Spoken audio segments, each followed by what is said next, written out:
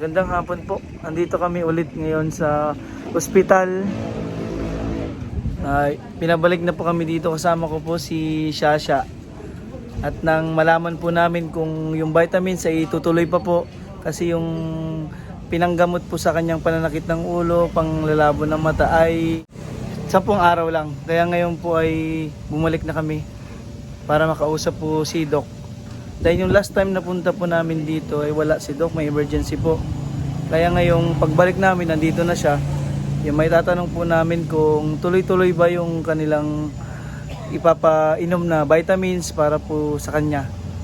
Pero tatanungin din po natin siya ngayon para alam niya po yung sasabihin kay Doc mamaya, yung progress po nung kanyang paggaling.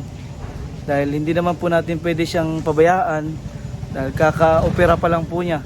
Naoperahan din po siya sa appendix dahil nagkaroon siya ng appendicitis.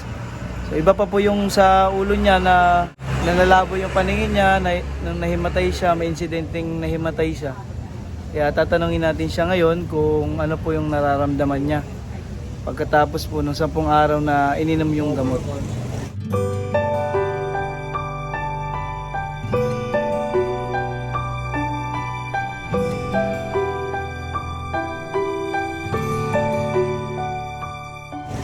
Ano ang pakiramdam mo na?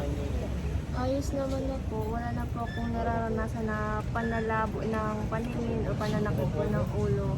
Simula po nung nakainom po ako ng gamot. Wala na po akong nararamdaman. Hindi ka na nakakaramdam nung parang bigla ka nang nagdidilim? Wala na po. Natutumba ka na lang.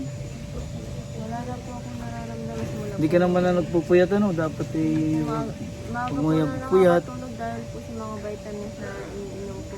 Dahil may vitamins din pong binigay si Doc na 30 days. Yun po ang itatanong namin kung tuloy-tuloy pa ba yun na 1 buwan ulit. Kasi nakakailang araw pa lang ba sa vitamins? 13? 15 days. Ano na po, 13. Yun, naka 13 na po. So ang binigay po ni Doc ay 30 tabletas araw-araw sa umaga. Yun po ang itatanong natin kung magiging maintenance niya ba yun o dapat bilhin na po yun lagi. Kaya bumalik po kami ngayon dahil yung din observation na 10 days ay tapos na po.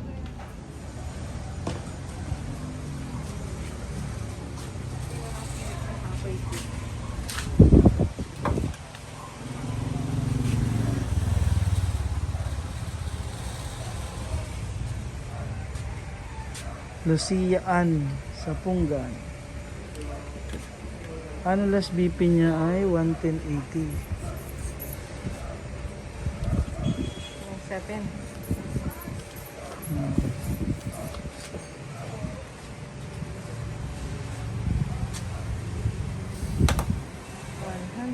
Over 70. Ngayon po ay 100/70.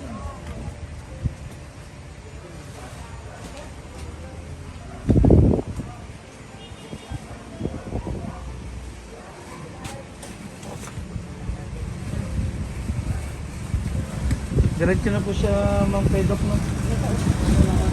Pagtapos din. Hindi na po tayo papasok doon. Wala siya na lang kakausapin natin mamaya. Ano pong sinabi ni Doc dahil restricted area po yan for mahirap na po at may mga COVID pa tayong cases dito. Tapos na po yung check-up ni Doc. 1 tab once a day. Ala. Tapos vitamin B complex direct sa bayan 40 once a day, isang buwan. Pwede mamayang gabi tapos bukas na din ang umaga. Ito ay bago matulog. Anong oras kaya tulog? Alas 8 ng gabi? Yun, inom. Ano? Ito ma'am ay Sa panggabi po ito. gabi, bago siya matulog. 1 tab once a day at bedtime. Ilang tableta po nakalagay dyan? 20. 20 Pero ay tablets. 30 sa vitamin sa ugat once a day. Ito ba yung meron pa tayo? Opo, meron pa po. tayo ito, ano?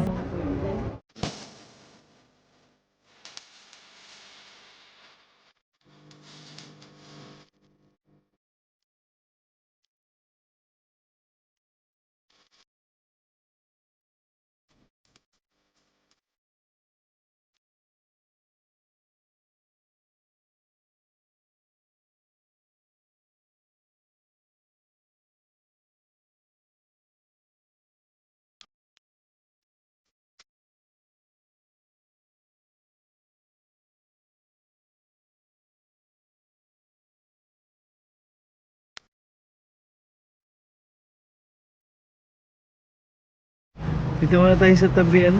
Shasha. Ayan.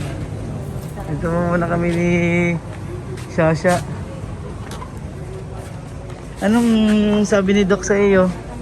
Itutuloy daw po itong gamot. Gamutan ito? Itong Opo, yung sa panggabi. pinainom niya ng 10 araw. Opo, kasi may migraine daw po. Para daw po tuloy na daw po yung pagaling niya. Ano may mga tinanong ni Doc sa iyo? Ano pang nararamdaman mo? Opo, sabi ko wala naman na po kung naram. Basta itutuloy ko lang daw po ito para daw po maging maayos daw po yung pakiramdam. Para tuloy-tuloy na yung ano, hindi na bumalik. Opo.